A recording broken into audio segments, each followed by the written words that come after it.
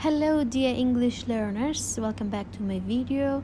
For today's lesson, I'm going to teach you some different ways how to say thank you to someone. بۆ ئەمڕۆ فێری ئەوە دانەکەم کەوا چەند ڕێگایەکی جیاواز فێر بن کەوا بە کەسێک بڵێن سوپاس. So now let's go and start it. ڕێگای یەکەم thanks. Okay, ڤەربەکەمان هەیە لەگەڵ ئێسێکە واتە سوپاس. Thanks a lot.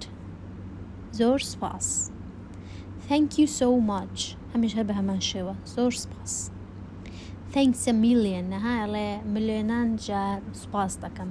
Thanks a million. Okay. Thanks for your help.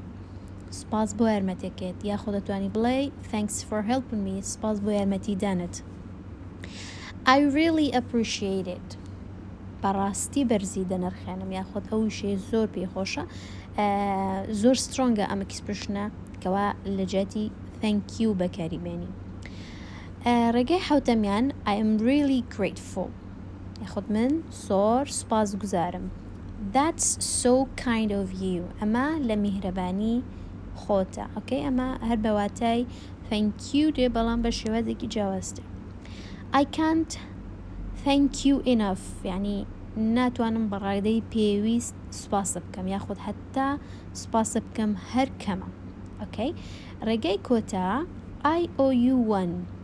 ئەمەیان واتە قەرزاری تۆم یعنی بۆ شێوای دەڵێڵە من قەرزاری تۆم زۆر سوپاس. بۆ شێوازەمە کاتێ بوومە کەسێک شتێکی زۆر گرنگە بۆکەیە شتێکی باشە شتێک کە تۆ زۆر پێت خۆشە لەگەڵ تۆیە کە یارمەتێکی تۆدا دوانی بۆ شێوازەی بڵێ I owe you one قەرزاری تۆم.